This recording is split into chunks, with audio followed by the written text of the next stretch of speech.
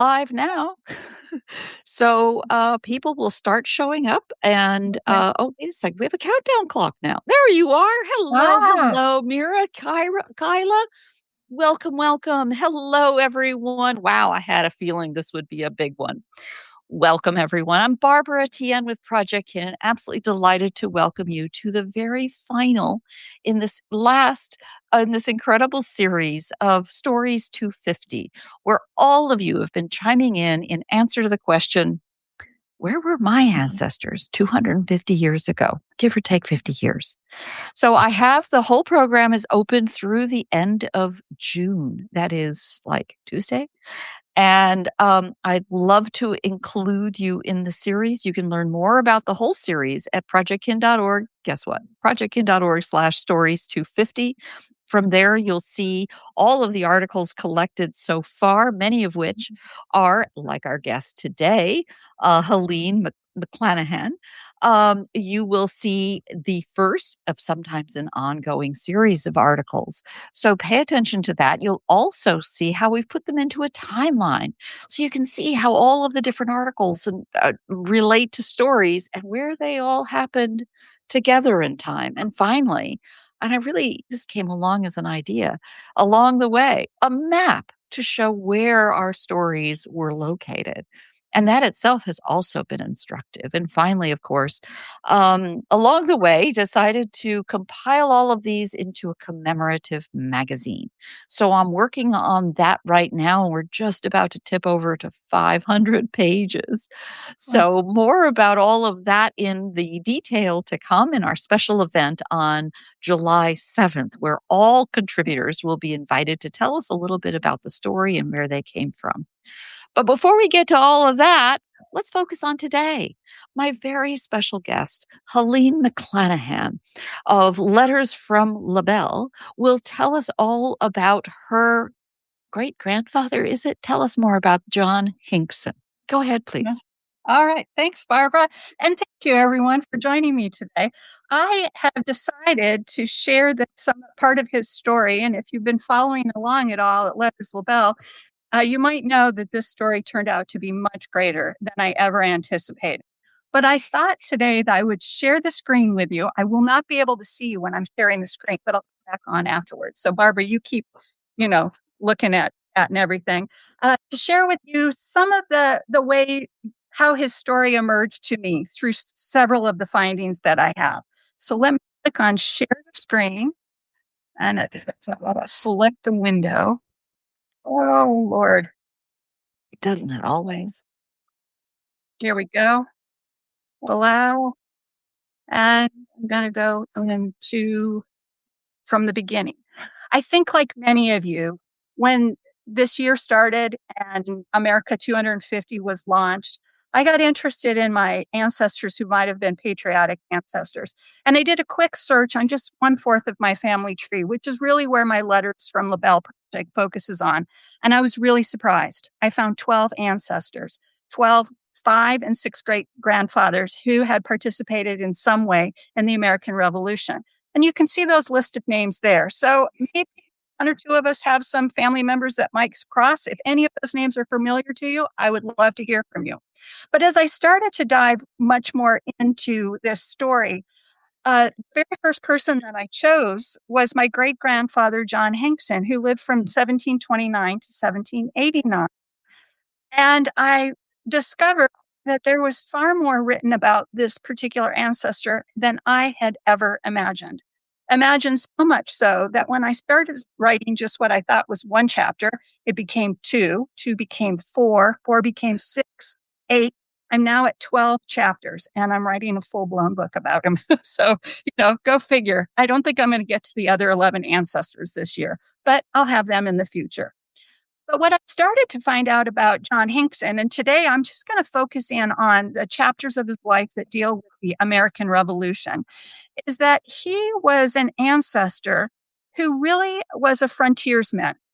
He lived in the western part of Pennsylvania when it was just a territory called Westmoreland County. That's where you could find him between 1769 and 1775. But he also moved quite frequently around the frontier. And in 1775, he made his way down to the Kentucky district of Virginia, which was initially, Kentucky was part of Virginia during the American Revolution. He spent 2 summers there before it got a little hot for him. And then he went back to Westmoreland, where he spent the early part of the American Revolution as a captain. At some point, he traveled back to the Kentucky district where he had had a settlement and settled there in 1780 again with his family. And so, what I'm going to share with you today is kind of his activities and an unusual story that I uncovered about his involvement in really an event that I don't think many of us know about, which was the British attack on the Kentucky settlements in 1780. So to start, I just want to share, and I think, Barbara, you and I have talked about this. My understanding of the American Revolution, and perhaps yours, has always been kind of this it was a gentleman's war. You know, the redcoats were on one side, patriots were on the other. They fought in these straight lines. There was a lot of honor in how they fought. And that is true on the eastern side of the war. And you see all these battles that had taken place. But in the frontier, it was a much different story. If you lived outside the 13 colonies, if you were on the frontier, the war was not being fought by Washington's army. It was being fought by volunteer militiamen. And the two main areas of activity where uh, uh, the command of what was happening in the Western frontier was from the British side, it was coming out of Detroit.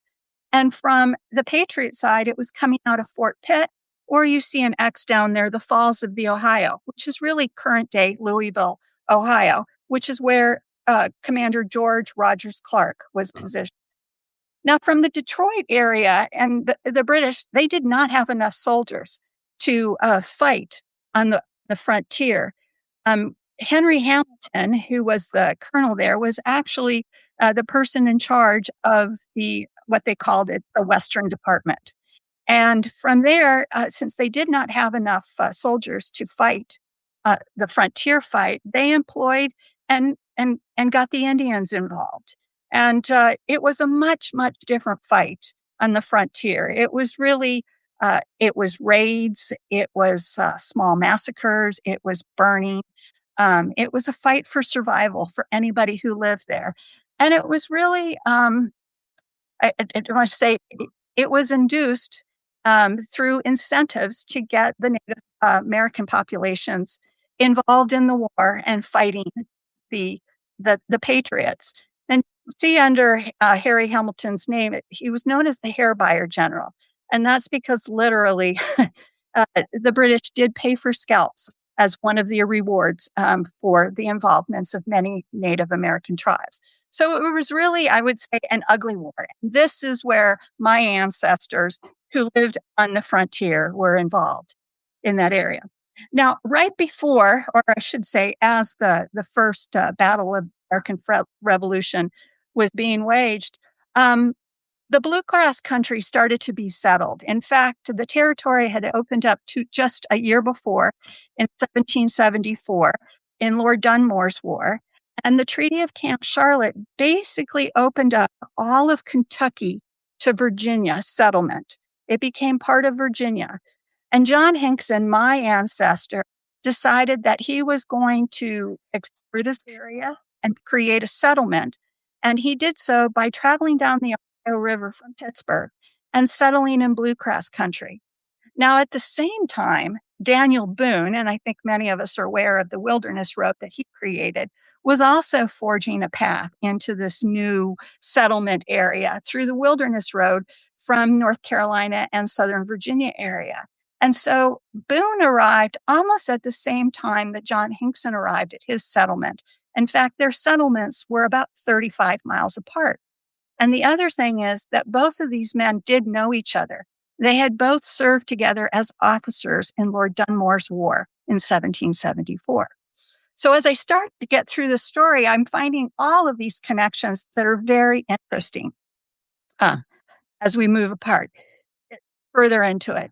So in 1775, John Hinkson created a settlement. And here's some of the artifacts that I started to find almost anywhere in Kentucky's history, and in early history books. I would find notice that he was among the earliest settlers who settled the area and the first to settle the bluegrass country area.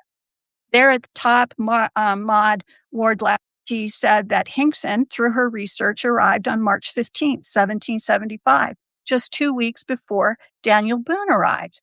And it was a month before, the first battle of the American Revolution was fought in Lexington. So that gives you an idea that they were freely traveling around this area. The second piece down there talks about Hinkson's party and the progress that they made by coming into the bluegrass area down the Licking River and then crossing on Old Buffalo Pass, or Buffalo Traces that they called them.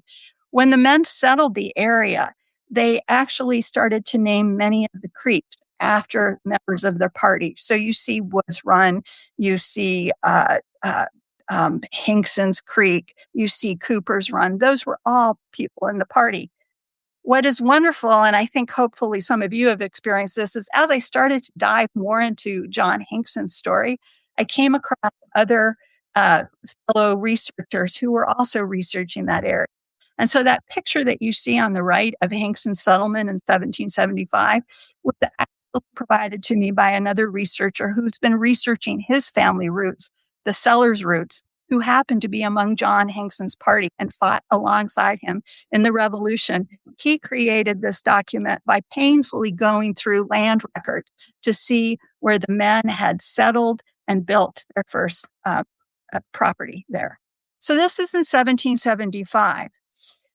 Hinkson also stayed in the area until 1776. But as I started to uncover his unusual life, I came across this connection to kind of a notorious character. If you've done a lot of research around the American Revolution, the name Simon Girty might come to mind. He was a frontiersman. He had lived with the Indians. He had actually fought in Lord Dunmore's War alongside John Hinkson and Daniel Boone and George Rogers Clark, for that matter. But around 1778, he became disillusioned with the American cause, the Patriot cause. And so he defected to British, and he led a lot of hostile attacks against patriots. John Hinkson was often on the other side of that attack, even though Simon Girty was both a friend and a foe. And so this relationship that he had with this man was unusual because he would often find his fort attacked. And in May 1776, this new settlement in Kentucky was attacked. But Simon Girty was with the Indians that had attacked it. And Hinkson volunteered. He said, if you'll just take me as prisoner, please leave the women and everyone else behind in the settlement. And they agreed to that. As he left with the Indians and Simon Girty arranged for his escape rather cleverly by switching coats with him and in the evening making sure that he was loosely so he could get away. So it's interesting to me when you start to have these personal stories that I could kind of see coming out as I was researching him. One of the greatest areas for me of getting research information, and if you have anybody who lived in the Western frontier, I highly recommend looking at Lyman Draper's manuscripts, which are held at the Wisconsin Historical Archives, because they are rich. Lyman Draper went around and interviewed individuals his entire lifetime about what happened during the American Revolution and right after, specifically on the Western frontier. And here is a simple quote from Sarah Girty Munder, Simon Girty's daughter. She basically said, he spoke about Hinkson an awful lot, and their connection was through a connection in Pittsburgh country, and how he frequently helped prisoners get away. Now, 1776, Hinkson did get back to his fort, but in July 1776, merely 4 days after the signing of the Declaration of Independence, something really critical happened at Hinkson's settlement. It was attacked again, and his friend, his very close friend, James Cooper, was killed. That particular event made Hinkson and the men that he settled with realized that maybe they weren't so safe where they were at. Maybe it was just too volatile right now in the Kentucky district, and they needed to head back to Western Pennsylvania, Westmoreland County specifically. Now, the news of this information of this attack surprised me, and this is I'll share with you just a tip here. In September of 1776, the Pennsylvania Gazette actually had on page 2 an item that talked about this event that happened, and it says in there that Captain Hinkson gave the following account that James Cooper and another person, a Dutchman, being on their way through to a buffalo lick, were fired upon by Indians and shot Cooper down. The article goes on to describe a little bit more about the incident and how the Dutch got away. But what was interesting to me, as I say, started to come across some of this. I'm going to give you my first, I call them pro tips. I'm not a pro at all, but I've learned some stuff through researching Hinkson's life. And one of the things I found is, and I did not know this, was colonial papers often printed the long S, which was handwritten and in the name as an F. So John Hinkson, whether I typed it as a Hinkson, Hinston, I was not returning any results. But the minute I flipped in these old archives of newspapers to using an F instead of S in the middle of his name, I started to get hints all over the place and information that I had no idea that was in there, which was really fascinating to me. So that's one of my tips. If you have an ancestor that has a name that has an S in the middle of it, try substituting an F. I got a lot of new information doing that. So back in Westmoreland County in 1777, Hinkson returned back up there.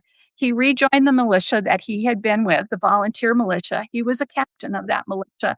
And they stationed him and his family at Fort Palmer, which was very near where the land that he had formerly owned before moving to Kentucky had been. Now, this particular fort was right along the major road from Fort Legionnaire to Fort Pitt. So there were a lot of supplies traveling along this road. And this is where he pretty much stayed for most of the end of 1776 and 1777. But just to show you this diagram that I have there, you probably can't read it, but down there in the corner, it says Walnut Grove, where the Indians scalped children while they were at play, 429 feet from the center of the fort. That to me was just devastating to think, and I wondered if any of my ancestors' children were there, but fortunately they weren't.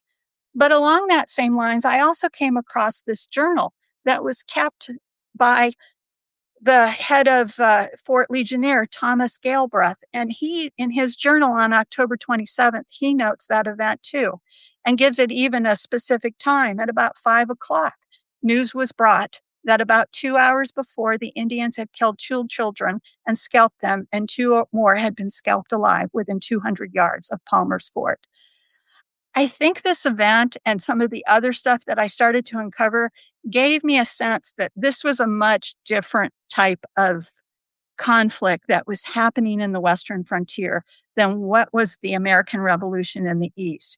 It really was, day-to-day living and just survival. Now, Captain John Hinkson actually passed away in 1789, almost 40 years before pensions were actually awarded to militia who had served in the American Revolution.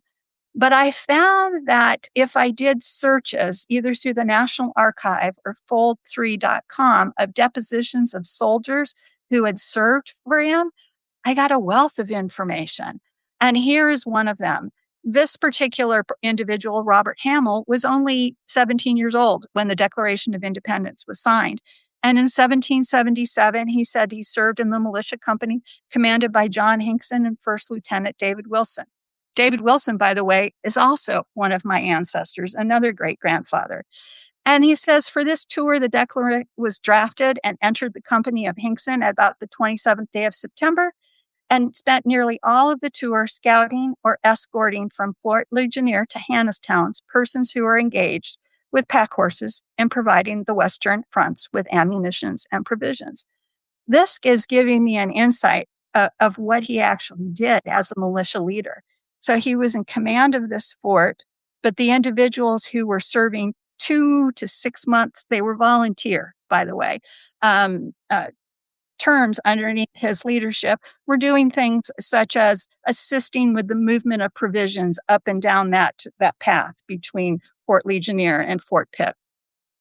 But I also found, and honestly, I uncovered about a dozen of these that gave me insights that I had no idea. So one of my other tips is, if you have an ancestor, even if they're not an officer, an ensign, or a captain, if you can identify the ensign or the captain, try doing a search on their names, because you might be really uh, surprised at what type of information that you come up with. In addition to that, here is where Simon Girty and Hinkson's relationship kind of was this pro quo. In 1777, apparently Girty was with Indians who were then raiding Westmoreland um, settlements over there. And you can see from this one, this was from James Flack, who was 25 when the American Revolution started. He said that during the period that he was in the service at Fort Palmer, I volunteered with others in the company to pursue a party of Indians who had committed a number of depredations in the neighborhood. We overtook the Indians at night at a place called Blanket Hill, 3 miles from Kittering, where it now stands, and we surprised and killed the whole party, except for one who was supposed to, at the time, be the notorious Simon Girty. Well, I was fortunate to find another deposition by another soldier that described this event, and I do think it was Simon Girty. So this, Girty arranged for the escape of Hinkson, and he attacked it in Kentucky.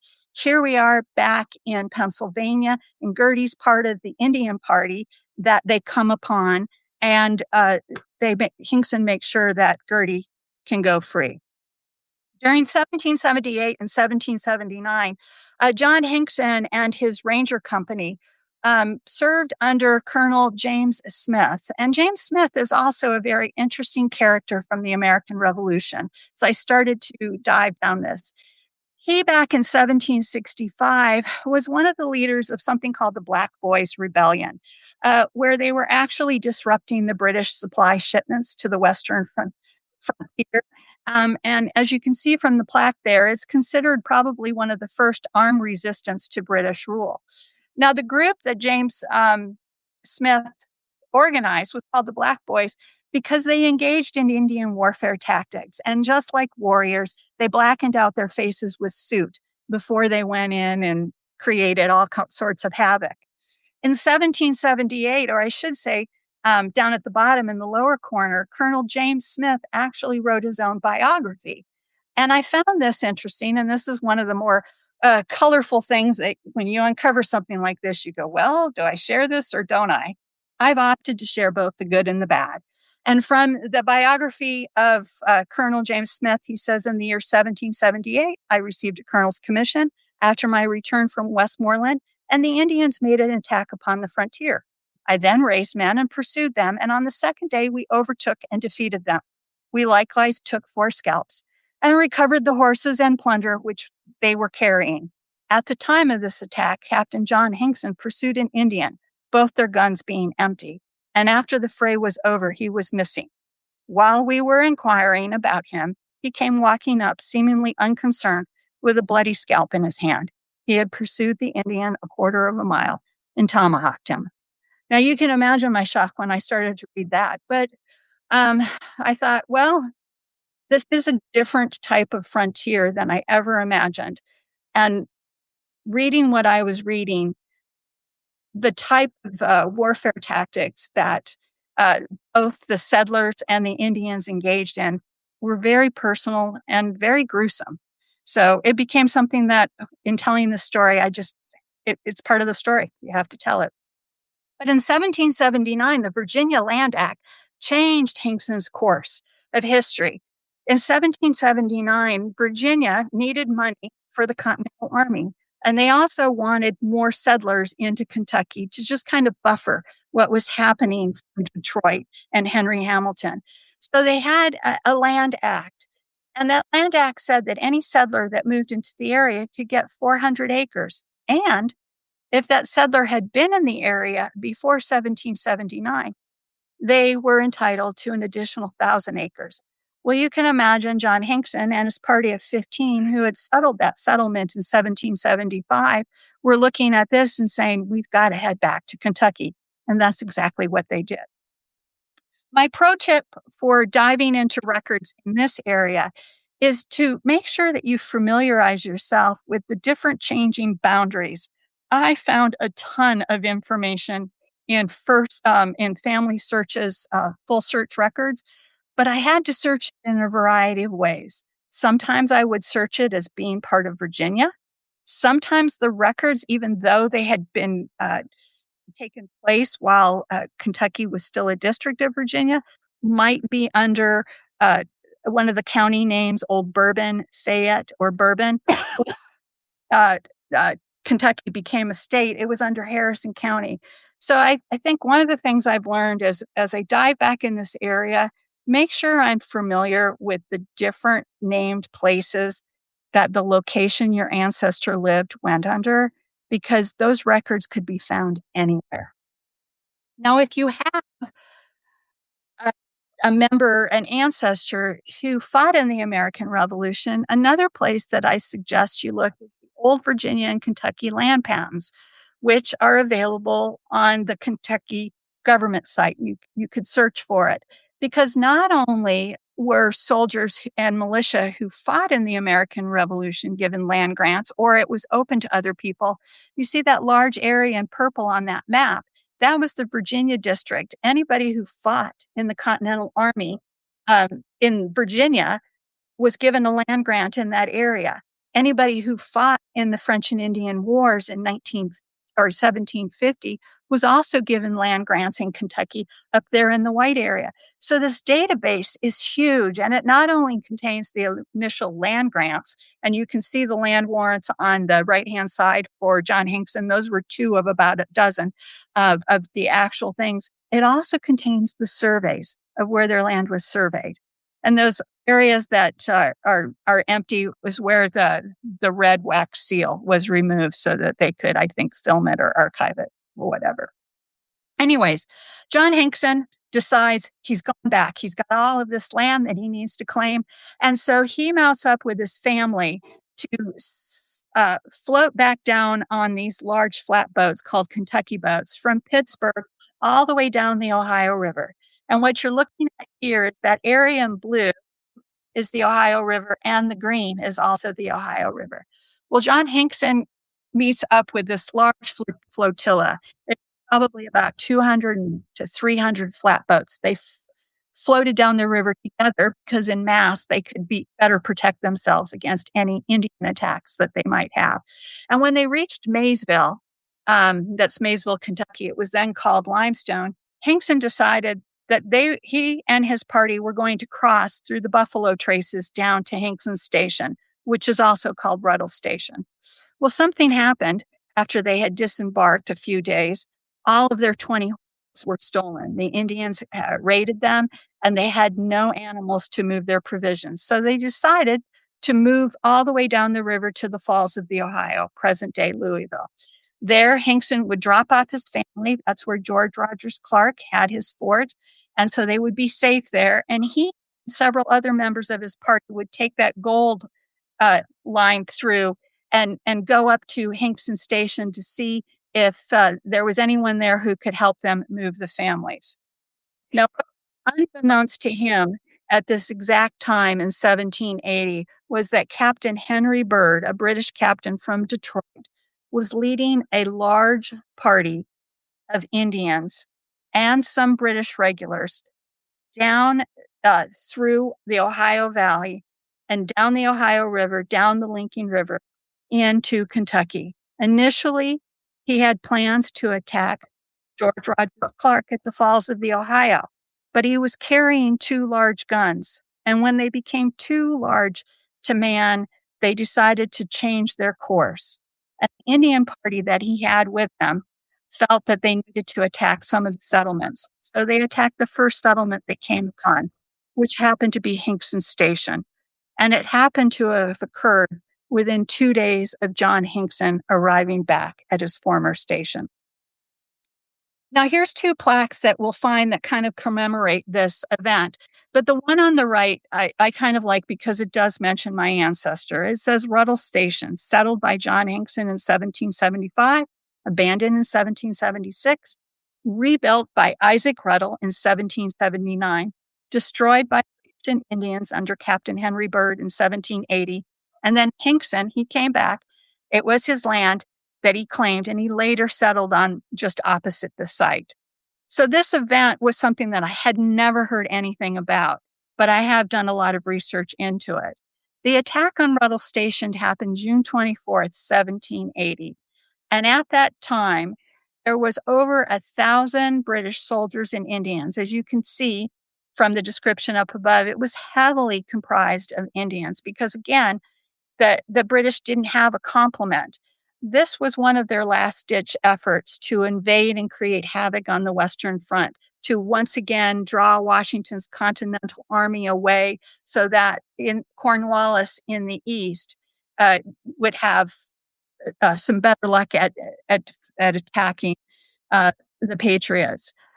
But they were up against a fort that was only about 40 militiamen, including John Hinkson and Isaac Ruddle, who were there trying to defend 200 homesteaders comprised mainly of women and children. And there were about 20 people who were indentured slaves there as well during this attack. The attack did not go well, at least for the settlers inside. The cannons created an environment that the inside settlers didn't realize they were outmanned. John Hinkson argued to stay and fight. That was kind of his nature. Family, again, was back at the Falls of the Ohio. He wasn't like Isaac Ruddle, who was the commander or the head of that settlement at that time, who looked around and said, I've got my family right behind me, and we're going to surrender. So surrender they did. But during the surrender itself, did not go as well as planned. The inhabitants inside Hinkson and Ruddle's fort had hoped that the British commander would be able to live up to his promise, that all of the settlers would become his prisoners and they would be marched back to Detroit. But when the doors of the fort opened up, complete havoc happened. And you can kind of see that passage that I have in there that says, no sooner the gates had opened that the Indians rushed the station, and each Indian seized a person he could lay his hands on, claiming him as his own prisoner. In this way, every family was separated from each other, husbands from wives, parents from their children, the piercing of screams of children being torn from their mothers. Ruddle remonstrated the colonel against this barbarous conduct of the Indians, but to no effect, because the colonel confessed that it was really out of his control, that the Indians' numbers were much greater than those of the troops over which he had control of. And so this just became this horrific event. And the settlers, about approximately 250 of them, some of them were separated, taken off as prisoners by Indians. Some of them remained with Bird and started the long trip back up to Detroit, walking with provisions. But before they did that, Bird lamented, the Indians wanted to attack a nearby Martin Station. And Bird agreed to on one condition, that the Indians return the prisoners that they had taken off. That was his hope. He really felt that he owed it. He had promised. He had some pride in the way that this had gone down, and he was hoping to make some amends. The attack on Ruddle Station never happened, or say on Martin Station. The Indians, the British showed up with their cannons. Martin Station was only 5 miles away. They had heard the cannons before. They realized that they needed to surrender, that there was no way, if this larger station, Ruddle Station, had already surrendered, there was no way that they could hold them. They were smaller. And so they surrendered as well. Probably another 150 people. Somewhere between those two establishments was 400 to 450 souls. Many of them didn't survive. As they started to walk up through Detroit, only two people were able to escape. One was uh, uh, John Sullivan, who was a friend of John Hinkson's and part of his party that was going back to their former settlement. And the other one was John Hinkson. And as you see from this Japer manuscript extract that I have, an individual described the event where Gertie again aided Hinkson in his escape from the Indians. And so through this escape, John Hinkson was able to take the news. He made his way back to Bryan Station, which is today present day Lexington, to alert George Rogers Clark of this horrific event. Now, I've written a whole lot about this, and I'm trying to just give you a little sample of it. But if you're really interested in it, the last two chapters that I've just recently published talk about the attack on Ruddle Station and the aftermath of the march to Detroit. And it really is kind of a sad and eye-opening tale. Now, you might wonder, did this type of information make front page news? And it sure did. It took several months. The event actually took place in June 1780, and in September 20th, 1780, the recounting of this event was actually published in the Virginia Gazette. So with that, just to kind of pull you all aside, as I've been researching, I've also come across this really wonderful historical society, which is really the Ruddle and Martin Station Historical Society. This is for descendants of both of those stations who were attacked by bird, who were on the forced march, or who were kidnapped and numbers of their years in Indian captivity. But it really is a wonderful organization. And just last week, they meet every year near the event on June 24th to honor their ancestors who were there when this happened, who might have fallen when it happened or have been killed. And this has been going on for a number of years. So I mention that because sometimes you run into these things where you're like, oh, there's a whole bunch of other researchers who are researching the same thing. And that's one of the things that I felt very, very good about. So this is my last slide. And Barbara, I hope I've done time-wise good. Just to I've published 8 chapters so far. I've given you a taste of what I have found in chapters 3 through 7. And by the end of this year, this fall, I hope to publish the book about his life. So let me turn off sharing my screen so I can see you. Stop sharing. Yay! Oh, and I gotta say, I'm looking at some of the participants in here. I want to say a special hello to Todd Wilson. I mentioned David Wilson, and I believe, Todd, that's one of your ancestors. I also don't know if Robin's on here. Is Robin Stewart joined us? Robin Stewart and I connected because she is also a descendant of John Hinkson. Wow, that's right. As you start to dive into some of these things, you meet people who are doing the same type of research that you are. Yeah. And so, anyways, and I want to say thank you. Yeah. Yes. Well, thank you so much for doing this, for taking the time to do this. You have the documents written. You're working on the book. I think in my heart of hearts, I really believe that the enthusiasm that can come through in other media, just like meeting somebody in person, it is transformative and it creates that passion. And when we hear stories lots of different ways, it suddenly becomes part of us. I've read all of your articles quite recently, and yet, as you retell the story, it feels like a movie peeling back in front of me of a story we've never heard before. I got to tell you, my husband says it's like a Taylor Sheridan 1980 or 1884 series. The amount of information that I've uncovered is really wonderful. But you're right; different formats provide much different ways of telling incredible stories. Even the same story, when it's your own story and you hear it retold, new aspects come out. Sure, we all get focused on the facts, as we should. I'm starting to think of, distortions of facts as being like changing the space-time continuum, but I'm just a nerd. But it's these let us time travel. We're going back and feeling the feels and experiencing that's like. And each time we have someone else tell their part of the story, it's a slightly different story. Yeah, I mean, not being shy about describing the ugly things that happened. My guy, my hero, my guy took a scalp. Yeah, Here, this is when it happened. And it puts you back in that time to really understand what was happening. And I think that's the only way that we can truly learn from history and make these escapades back into time. Yeah. Well, yeah. questions from all of you. Feel free to pop them in there. I know, it's like overwhelming and you got your chats. But the other part of all of this is that, this is now going to be a recording. And we're still figuring out the medium.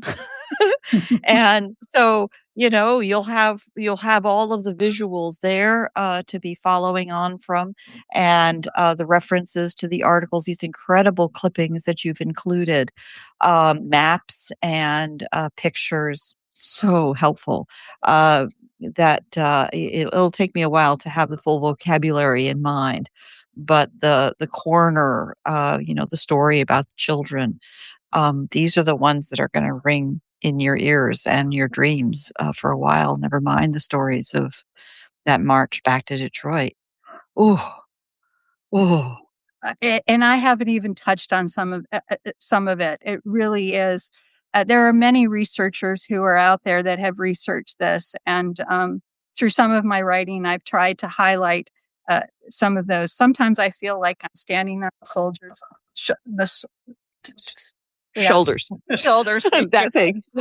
Forever, of some great people who have done this type of family history long before the internet, and I thank them enough and how generous they have been in sharing those insights and being able to just build upon it. It really is.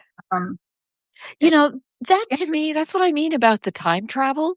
Mhm. Each of us doing our thing feel like it's our job to get to tell the whole story, to find out everything there is to be found and tell the whole story, and then we're done. Yep. It's been And done. I see several. I've shared this story.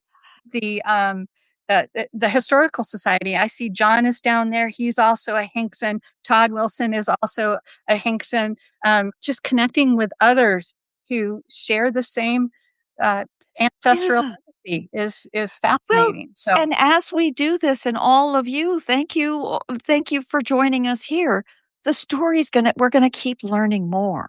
We're gonna keep going back and revisiting what we thought we knew, and then what else we discover, and retelling it in a different context.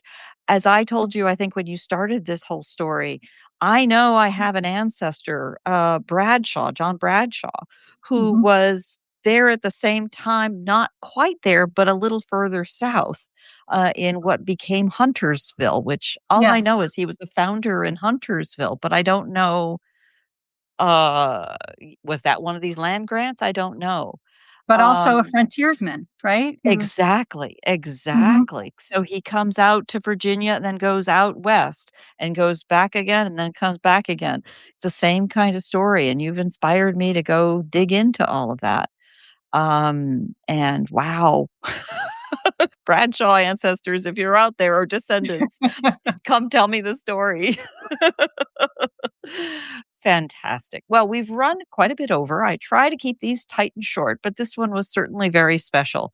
And it will be an important part of the upcoming Stories 250. Again, we have until Tuesday. I've got an open mind.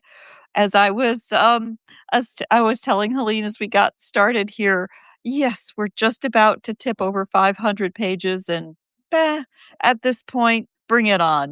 We don't want to leave stories out there.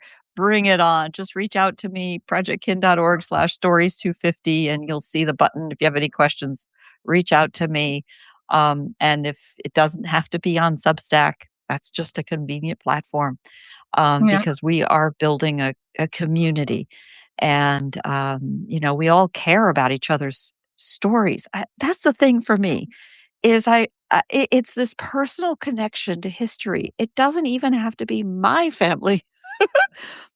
I know someone whose ancestors were there in the room at the time. I feel I have a dog in that fight. I have a part of me. Yeah, It's really something special that we create by sharing these stories, yeah. and I just can't thank And you Barbara, enough. thank you for, reaching out to me and allowing me to be part of it and sharing this story with all of you. And thank you, all of you who joined us today. Um, his story is still being written. I still have 4 more Ink chapters is not left. dry. All righty. Well, thank you so much, and stay tuned for the recording. I'll be furiously, working away to add notes and other things to make it useful and interesting, and you all will continue to add notes, thoughts, comments, links. It's okay to add links and comments around here because it's all part of the same, rabbit hole. Thank Come on you. down. Bye-bye now. Thank you.